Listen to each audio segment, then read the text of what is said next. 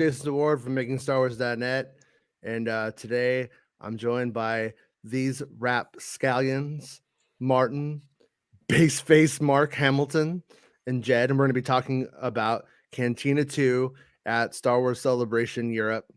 What is that? How many days is that away now? We're almost there. 6 weeks away. 6 weeks away. Like 40-something days, I think. 40 days. It might just be 40 days. Yeah. Wow. 40 days, 40 nights.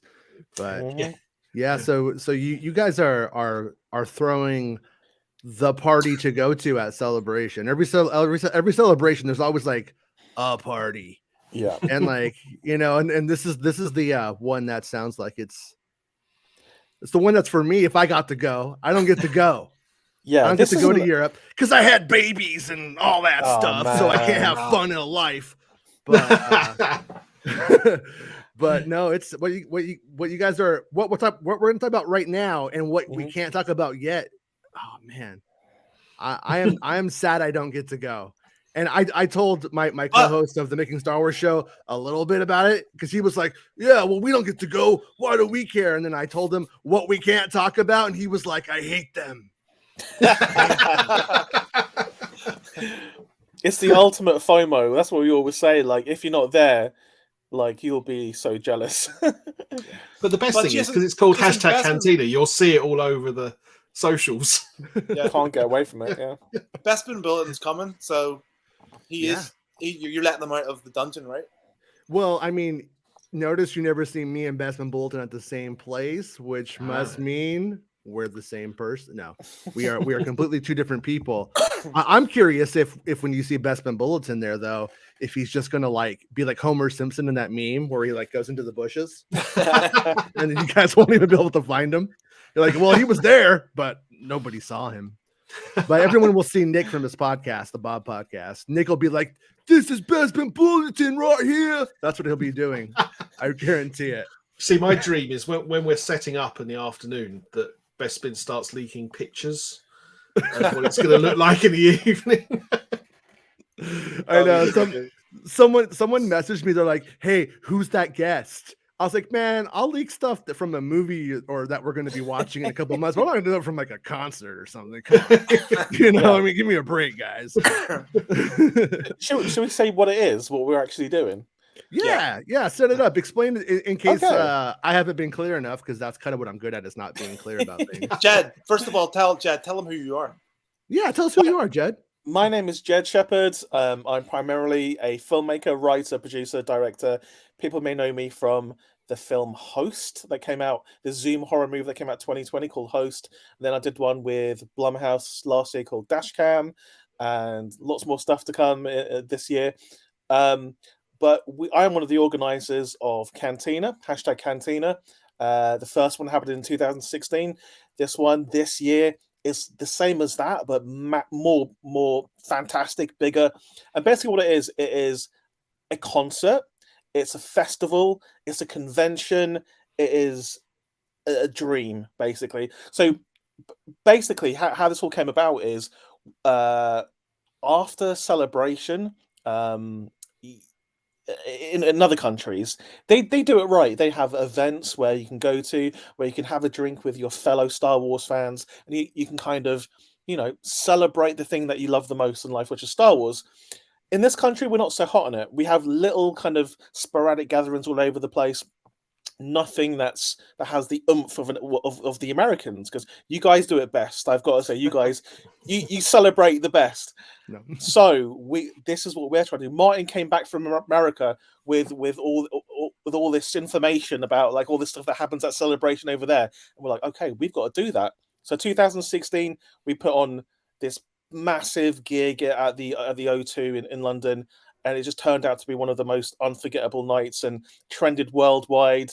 It was awesome. So we are doing it again. And so what's going to actually happen is multiple bands are playing. We've got Blues Harvest, who some may know, who are the ultimate kind of theme song, Star Wars-esque covers band. And we just saw them do the Mandalorian launch party last week, and they were absolutely brilliant.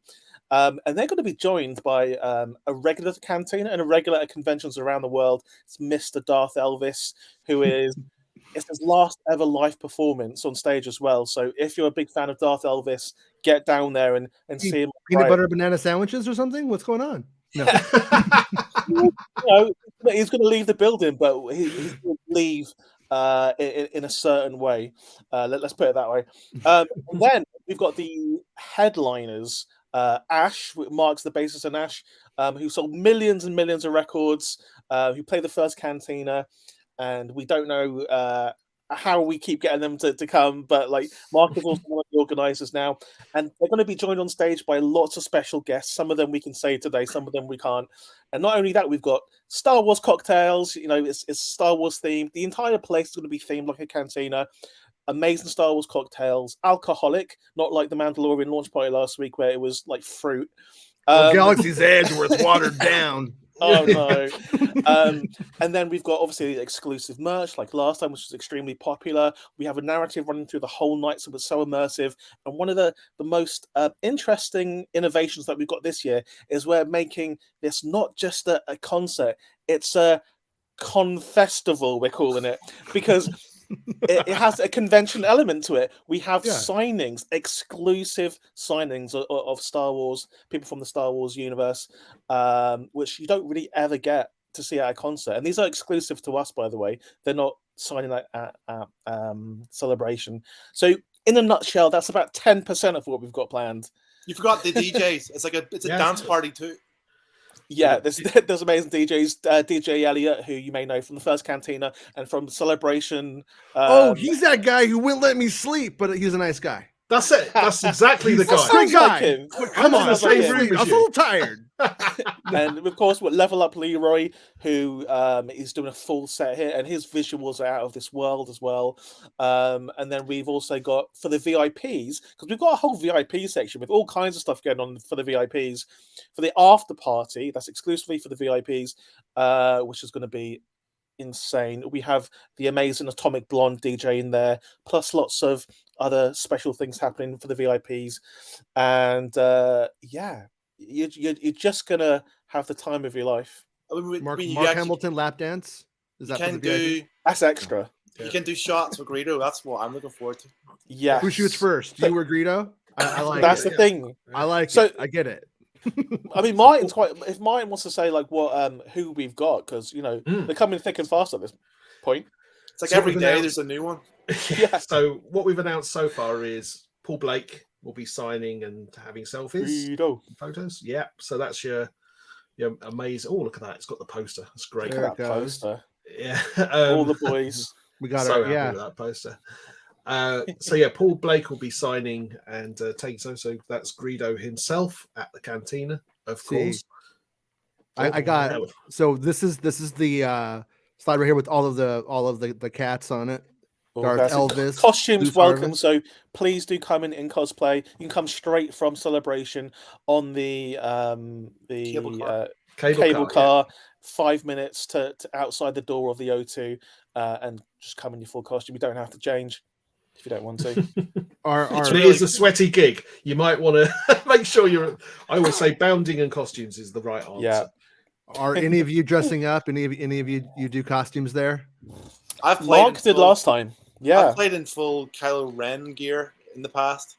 Yeah. So I don't know what I'll be doing this time. Actually, my daughter came on stage and fought me with a lightsaber in the middle of a song, and I had she force choked me and killed me, which was pretty. Yeah, he lost.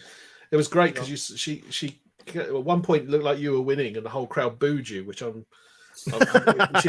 which is not like an experience you're used to. And then Scarlett took your head off, and there was a huge cheer. I'm going dressed as Martin. I'm going to wear a taco shirt. Cheers. Hey, look. See, this is showing Ash have been, they've been going for a real long time, and this is them were you in your teens there, Mark? And we would have been about 18 there, yeah. Yeah. That was that's we're 30. Ash is 30 years old now, so that was what? That's 1996. Mm-hmm. I remember breaking my girlfriend out of her house, her jumping out the window, and then going into my house, and us watching 120 minutes and Kung Fu playing. There's old Mark. In my memories. You're there. We haven't known each other for that long, but you've been there. You've been there. And soundtracking Jason's makeout sessions. Yeah. No, I actually wrote her last night, and I told her because we're still friends, and I was like, hey, it's coming on my show. She's like, really? I'm like, yeah. Oh, yeah. But yeah, so sorry, I didn't mean to cut you off, but yeah, Paul Blake. There he I want is. to get to the Go Credo slide. Yeah. So one of the things that we're saying about the signings, because I've had so many people reach out, because it's a big draw, as is the concert. It's not going to be your traditional signing where you are going to spend 5-6 hours in a room for signings and talking, to people like Paul Blake about their career and stuff. It's going to be a concert going on, so it's very much an opportunity to meet them. Obviously, it would be polite to get your autograph, get your selfie, but a selfie that you probably won't be able to get anywhere else ever. Imagine you having a picture of you with your favorite drink, with Ash playing in the background, with Paul Blake. It's going to be that kind of sell, which I think is really special, because that's what we learned from doing the first one. We had some people from the films there as our guests, and everyone was posting on social media, just hanging out watching Ash with Dee Tails or Pam Rose or Brian Muir or whoever was there, Sam, Stormtrooper Sam. Yeah, so she's we great. suddenly realized that that's a thing we should make happen for everyone, because and of course it's one of the things the guys, they want to come and be part of it. So, and Ash is going to be playing the clone song, right, from the game, right? Yeah, we did that computer game. I think we were the first ones that Lucasfilm kind of licensed to do like music for, under the Star Wars brand. That wasn't John Williams. So whenever we got asked to do that, it was kind of a dream come true for us. We'd done things before. We played at the Phantom Menace rap party and done a few other bits and pieces, but that was like actually getting your music used in something was pretty special.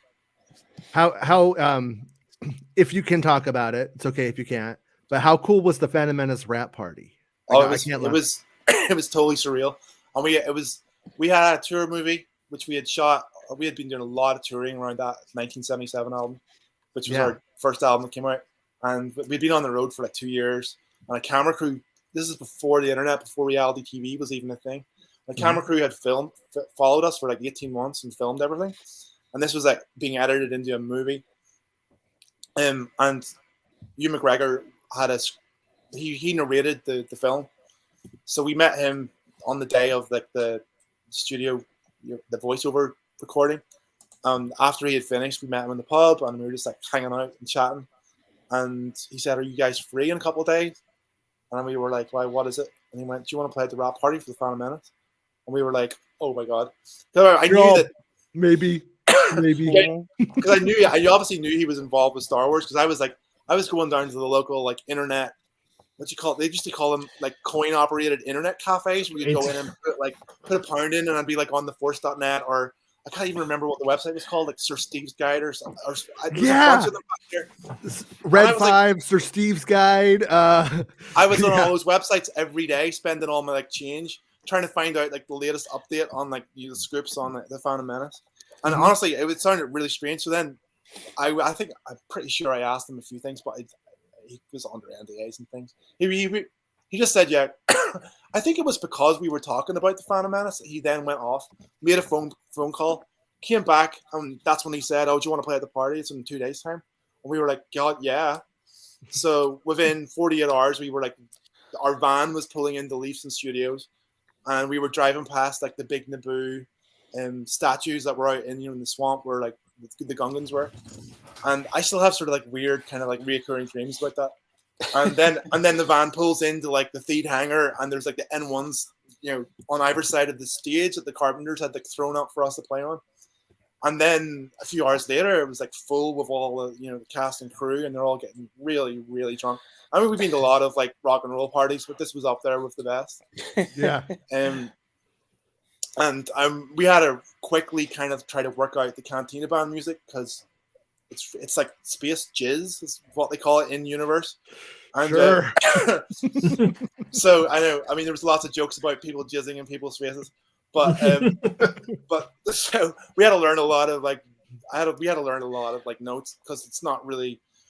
Space Jizz is a lot more complicated than indie rock, so we were cramming in the rehearsals, and in a very short period of time, I was like looking over the crowd and spotting George Lucas watching us on stage. That was weird. Yeah, I would get nervous. I was we were nervous, but like we got that. I think once we got through the Cantina Band song, there was a big cheer from the audience or from the crowd there. And then you've been touring for like 2 years at that point for the material that you were playing. Yeah. So, and then we just like slammed into a bunch of other stuff, and it was all good. It was all good. Yeah. And we ended up later after doing the Clone song for LucasArts. We ended up doing a one-off show for like ILM staff and Lucasfilm staff in a sound stage. It was like it's not too far. It wasn't too far from San Francisco. I can't remember the exact location, but it was at ILM. And there's a whole other story. I told you that place story before. Where Foodles is at over like in Marin, like that little side place, probably. I can't quite remember. Yeah. But we got into trouble that day. There was a what's the word? An incident. An incident. There was an incident with like some props and some costumes that came back from Revenge of the Sith. But that's another story. I'll maybe come back to that later. Okay. Fair enough. So, all right, we talked about Paul Blake. Yeah, you can shoot first. Greta can shoot first, but somebody's taking a shot. That was yeah. shot. And then Paul Casey. So one of the most prestigious, I think, creature performers. I think by the Rise of Skywalker, he become like the lead sort of guidance for how to do this. I think when you see the dance scene, he's the guy who's teaching everyone how to do it. But personally very excited because he's Admiral Raddus, which is just awesome. I know it's weird. I actually like Raddus more than I like Akbar, which kind of doesn't make sense, but it does make sense because Raddus does something way cooler than Akbar gets to do. Well, Raddus also, I've often thought, because we haven't seen it in the comics or anything, what happens to Raddus after Rogue One? Does Vader go in there and just gut him? Yeah. I think it doesn't go well for him personally, but there's like an implication. But for all we know, Raddus is like a head in a jar now and still alive. Steven Stanton's like, hey, I'll voice him. I don't care. Yeah, absolutely. So it's great to have Paul there, and Paul's such a nice guy. So it's brilliant. Really happy that he's coming along. And he's 2 tubes as well. Old man 2 tubes. Is he 2 tubes in the Andor series as well, or is that a different? Don't think so. No, we don't think so. There's another guy because there's another guy who plays the other 2 tubes because they're 2 brothers, right? Definitely. So but and then Elo Asti, which is a Beastie Boys reference. I appreciate it. Absolutely. So multiple characters, and then so we talked about the VIP experience. So we got a couple of exclusive to the VIP area signers.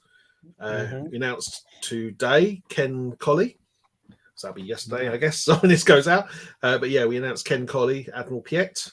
And the theory being that the Imperials aren't going to slosh around with the scum in the cantina on the main floor of the balcony. They're going to have their own private areas, and quite rightly so. So Ken's coming down to do signings for just the VIP ticket holders. That's like, and I mean, and Admiral Piet, that's like when you watch Empire Strikes Back, like as a kid, you're just like, that's an Imperial. But like after all these years of growing up with it, you're like, that guy has a major role in the Empire Strikes Back. Like that's not like a little thing, you know? Absolutely. That's pretty exciting, man. So we're really happy. It's great. And we've done all of this, as you can see, we've been working with Alliance agents. So it's great, the contacts they've got and who they've brought in. And they've asked the question, do you want to do it? That's the first question. Not like, there's money. It's the question is, do you want to meet the Star Wars fans? We got this opportunity. And these guys will say, I want to meet the Star Wars fans and have a good night out. Yeah. There we go.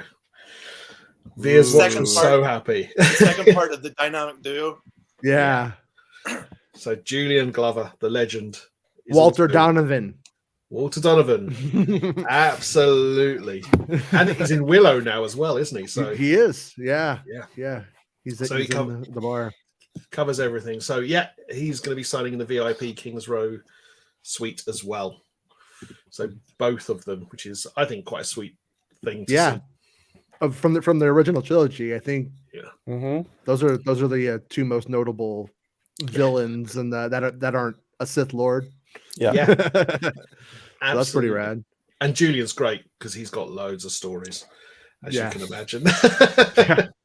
I mean, just beyond Star Wars too. He's in Game of Thrones. Like, I mean, that guy's had a career. Oh yeah, so it is truly amazing to hear him. And it being the VIP, that is the one area where it will be a bit calmer, because obviously it's not on the main floor where the concert's happening. So that's another reason why Julian and the Ken are in there, because you want to say hello to him properly, don't you? Yeah. And they're like, Ash, keep it down. And then performing on stage. Now, I'm really looking forward to this. So Mike Quinn, obviously Nine Numb himself, is going to be performing with Blues Harvest. I think for anyone who went to the Bash in Anaheim, they saw Mike do Rebel Yell with the flux capacitors. That's partly where I come in, because I helped sort out the entertainment at the Bash in Anaheim. Mike is doing something very different with Blues Harvest, which I don't want to ruin the surprise, but I'm really excited. I think Jed's probably even more excited because he knows what it is. Yoko Ono style performance art? No, it's the other end. We'll tell you offline, and you'll go, oh man. It's for me personally, that's going to be one of the highlights of the night, I think, for sure. Yeah. And Mike is such a nice dude, like online and everything like that. As for the Star Wars celebrity types, great dude. My fault. Yeah. And this is just like the start of like the signing guests. We've got a whole lot more. We've got 6 weeks to sort of spread out and build hype with. Yeah, and if it was up to me and Mark, we'd probably have about 90 guests. But mine's like, come on, guys, let's think of the logistics here. But you know, we've got some real cool people, and again, I need to stress that these are exclusive to Cantina. They aren't at Celebration signing stuff. This is the only place you'll get to see them, get to hang out with them, get to buy them shots. Like, when are you ever going to be able to actually do shots with Greedo? Like, this is the only time. Paul Blake doesn't know what's going to hit him. Everyone turns up with a shot. Bless him. He's going to be like, guys, I didn't agree to kill my liver. You know, I at least need to be able to write my name rather than just slump over the table. That's it. That's how it'll end. I definitely, at some point in the night, need you guys to film me doing a shot with Greedo. It looks like I shot first. all he has to do is he just has to say McClunky, and they'll just be like, "Oh, okay, it's fine." McClunky. That's it. Yeah, job done. I'm sure he signs that as well, doesn't he? And then because the event has alcohol and stuff, it's 21 and over, correct? It's 14 plus. Oh, 14 plus. Okay, it's not You're American. not in the. Okay, good to know, because I'm sure someone will ask. Obviously, you have to be 18 plus to drink, but the venue itself is 14 plus. Nice. Nice. Yeah. I'm sad. We do it different. We do it different over here in the UK. We're just 14, fine, come in. It's all good. We also have Jed. You're talking about the narrative of the night. There's a story interwoven into the show. Yeah. So in 2016, one of the things that kind of set this apart from a normal gig is the fact there was a narrative running through the entire night, almost like an interactive thing where before the bands came on and in between bands, there was a story that was signaled by the Star Wars orchestral stab, and then the crawl would come down with an update of the story as the night went along. And the whole story was about Ash going missing. Will they be found before the end of the night? The Empire's got them, etc. All this crazy stuff, and people, and we didn't realize how popular that would be, but people would be at the bar and they would hear the "Dan," and they would just leave their drinks, just run to a screen to see what happened next. It was like, oh wow, this is great. So we're really leaning into that this time and making that a real integral part of the night. We're not. It's not just going to be a crawl. There's going to be all kinds of visuals because this venue is amazing. There are screens absolutely everywhere. So we're going to make sure you're updated with not only the interactive story of the night, but Star Wars news, like in-world news, and also out-of-world news. You'll have the usual like Kenner adverts on the TV and things like that. It's all kinds of stuff going on that'll make it a little bit more of an experience rather than just a drink up. Yeah. Any lamb head? No lamb head. not at the moment. What one of we the might things have, we might have an appearance by Meg though. She's committed to turning up and playing. Yeah. She should. I think she'll do it. I think you could get her to.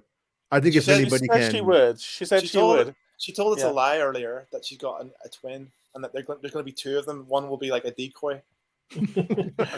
Well, that's the thing. That there are many special guests throughout the night from the Star Wars universe, but also people who are going to be on stage.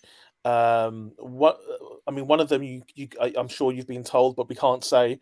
Yeah. And we're waiting for someone else. The second one. Yeah. Yeah. Who are good friends with Ash, and we'll see. We might have mentioned them early, but anyway, we might not know until the day of the show if certain things will happen, just because of the very nature of it. But if it does happen, it will break the internet, and the stuff that we've already got confirmed will break the internet anyway. Yeah. And that's the important thing for us, because as you know, we're fans. We don't do this gig every week, like sort of thing for a business. So we've managed to keep the ticket price down to £36 for the core experience, which is the gig, and obviously the ability to get the signatures. Then you pay for your autographs as you would at a convention. But even the autograph prices, it's like Ken Colley is and Julian, I think it's £30 an autograph, which is really cheap compared to what you'd pay elsewhere. Right. So the idea is that you can have a good night after Celebration, because Celebration's big money. Yeah, and you can have a really good night out, not break the bank. I think we've done the math so that obviously it's got to wash its own face. But this isn't a let's make lots of money activity. Quite the opposite. And we wouldn't get the people doing it if it was, because they're doing it predominantly because they want everyone to have a good time. Yeah. Martin, it's not the Martin Needs More Collectibles Festival, right? Okay. he needs to get rid of some. That's what he needs to do. This is the irony. They'll tell you I've actually got rid of a load recently. Arguably, I'm financing this by selling my collection. No, I mean just in passing, some of the things I've heard about it, the amount of work that I know that you guys are putting into it is astronomical. I mean, for the price of the ticket, it's like it obviously is a labor of love, or it wouldn't be worth it to you guys. We're almost giving you money to come. That's how cheap it is. That's how cheap it is. I can't believe. I actually because I forget how much we're charging for this, and every now and again I think we could have probably charged double this. I think you could have. Really could have. Yeah. Yeah, I think you could have been a little higher, but it's the price. Cool, it's less than one autograph at Celebration to come to this and see a spectacle that people will not believe. That some of the stuff we have planned, even if we pull off only 10% of the things we have planned, you won't believe some of the stuff we've got planned, and you'll take photos, it'll go viral, and if you're not there, you'll just be like, oh my god, it was so cheap, why didn't I go? What did I do instead? I went to the Fox pub next door to the XL instead, and bought pints for £7. I could have gone to Cantina. We've got a couple. We do have some spectacle moments that will be like very, very like viral, Instagrammable, kind of like, oh my god, did you see this kind of thing? Planned for the show kind of stuff. So that we're excited for all that. I mean, it's just going to be a lot. It probably will be a lot of FOMO involved for people who don't get the go. a couple of the things I think you're doing, if you're doing what I think you're doing on a couple of the things without saying it, it looks rad in concept, but I also think being there is going to be way cooler than the Instagram photo of it at the same time. Yeah. So I think it's kind of you kind of get two things out of it. And I've been to 6 celebrations. I think I've done celebrations 6 times throughout my life. And some of those times I prepared for the nights of. Other times I thought, no, man, you're going to be tired after being at celebration all day. And in reality, you go to celebration all day and do everything. And then you take like a 30-40 minute nap after and have dinner or something. And then you're awake. Like, what am I doing with the rest of my night? Yeah. So you will regret it if you don't buy your ticket and figure out your night. And that sounds like that's the thing to do on Sunday. Yeah, and you'll go there. Everyone else you meet at celebration will be going to Cantina, and like again, I don't want to like scare anyone, but we're almost out of VIPs tickets. So if you want to have that after party where you're hanging out with all of these Star Wars luminaries, then there's a few left. Go get it. But even if you can't get into the VIPs, there's the general ticket will also get you lots and lots of cool stuff as well. And just don't be that person who misses out, and they could have gone. There's a lot of people who are coming that are not signing as well, that will just be there hanging out. Yeah. Because they're obviously doing stuff at celebration, so they can't do both. Can't do both. Yeah. So but they're going to be like at the party basically, and Absolutely. And it's in some ways that's just as cool as the signing, like having the one-on-one experience, or being like, I saw a show, I was at a show with X character. Then you're like, I'm somebody, I don't really do like autographs. I care more about like the experience of that stuff. Not knocking it or at all, just me. But so like I would personally be happy just going to the show. Yeah. And that's why, and see Mark play bass. Come on. Absolutely. But Jason, you've summed it up. That's why I think on the night the selfies will be more popular than the actual autographs. Yeah. Because like I say, just imagine you've got Mark playing in the background whilst you're sharing a selfie with one of the many people we've got there. Yeah. I think that's the thing that people are going to capture. With Bespin Bulletin. Indeed. Do it. Come on. Nobody's seen Bespin Bulletin and nobody's seen Meg.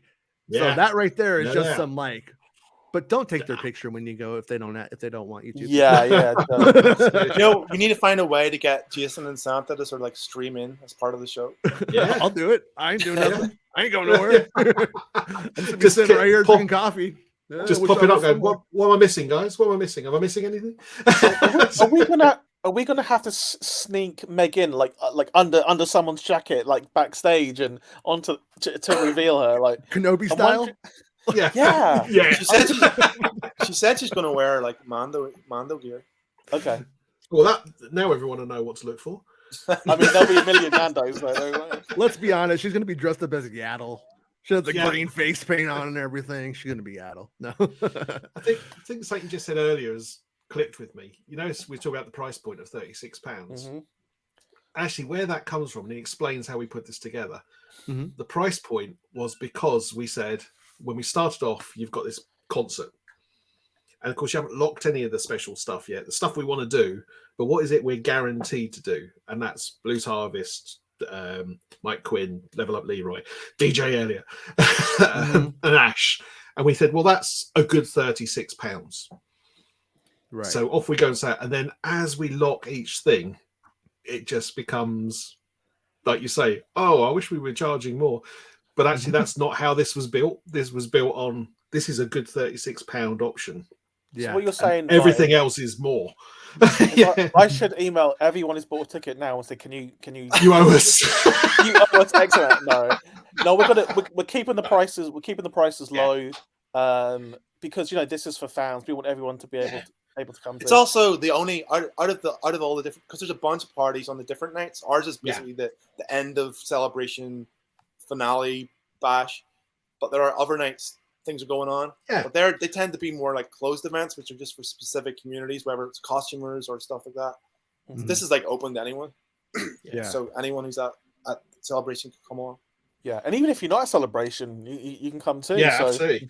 So if you've missed out on tickets, I think there are still tickets to Celebration. But if you don't want to go Celebration, and you just want a night out with like-minded Star Wars fans, then come to Cantina. Absolutely. Which Sounds was one like of the questions I got from one of the guys today. He said, why are doors at 6:30 and Celebration doesn't finish until 7? And we said, because actually it's not just people from Celebration coming. And we've got a lot going on. So we're a separate event. It's all going to start at 6:30. Don't have to be there, but yeah, and all the good stuff. You might want to be there. Things being at the big cons and stuff, they generally start winding down way earlier than 7 o'clock anyway. All the big stuff is like 1, 2, 3 p.m., 4 p.m. maximum. So by 5, they'll be winding down anyway.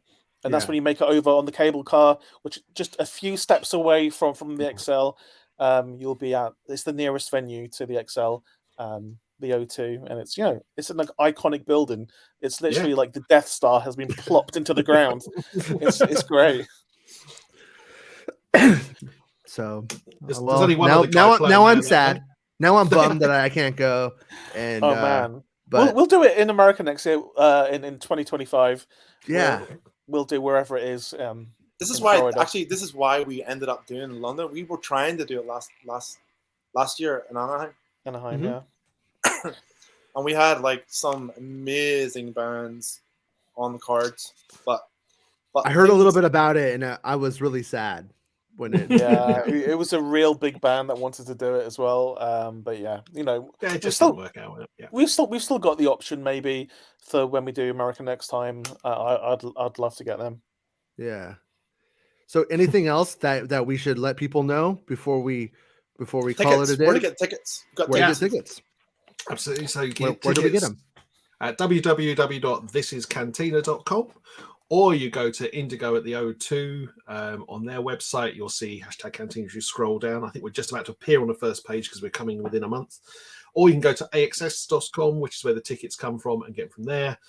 Or find us on social media, which is usually under thisiscantina.com, or look up #Cantina because that's beginning to really pick up. And there's all the links in there as well. So I'll make sure to add all of that stuff into the description of the video as well to help everybody. And I'll put this up on MakingStarWars.net with all of that stuff as well to make it easier for the people who follow this side of things. Amazing. But, thank you guys for coming and telling us about it and everything like that. I appreciate it. And it's good to hang out with you guys for a bit. Yeah. And I'm looking forward to seeing all of the pictures and all of the stuff on socials as it's happening, because that's going to be cool. And hopefully you guys are not only celebrating that, but good Star Wars news from the event itself. I think you should write into the narrative best, because I know that Lucasfilm are trying to find out who he is. So that could be part of the narrative of the night. It's like there's Imperial spies trying to find out who Bespin Bullet is. Lucasfilm, you know my email. It's PayPal's the same. I'll tell you. Yeah, we give them info. They give us info. I ain't saying. I won't say anything. I ain't a rat. Lucasfilm. I ain't a rat. But all right, guys. Have a good show. Have a good event and all that kind of jazz. And when I figure out how to end the show on this thing, I'll end it. But I'll see you guys. I'll see you guys soon, and I'll make sure to put everything up on the website and everything like that. Thanks so much, Jason. Thanks, guys. Bye. Bye. It's the end of the show. Come on, let's go. Hey! It's the end of the show. Come on, let's go. Hey! It's the end of the show. Come on, let's go. Hey! You know you should go. Come on, let's go. It's not about spaceships.